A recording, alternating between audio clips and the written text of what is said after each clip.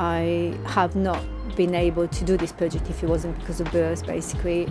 They've been the main supporter. We've specified products and donated those products to support this project as much as we can. We've donated 2 products, and one of those is the 2-Pray wood hardener, and the other one was the Complete Plus Superior wood preserver in ebony black, I believe. When I took the project on, I didn't realise how much challenges we would have. We were working outside, so the moisture was a big problem.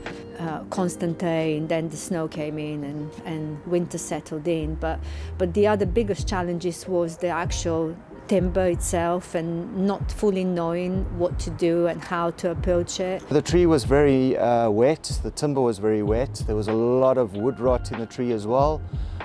We did not know what to expect when we started doing the repair.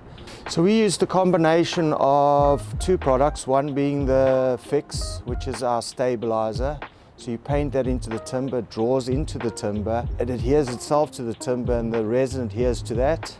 So it almost acts like a wood stabiliser, and the resin we used was a Bioflex all round. It's a new product we brought onto the market, and the reason we used that is it's got 40% bio-based raw materials, so we thought it would be a good fit. There's lots of movement in the form, and there will be constant movement. Whatever we've done to the tree would still be moving and twisting and bending, and every time the weather changed, the tree will change as well. So we've gone along the lines of doing our best in terms of preserving as much as possible.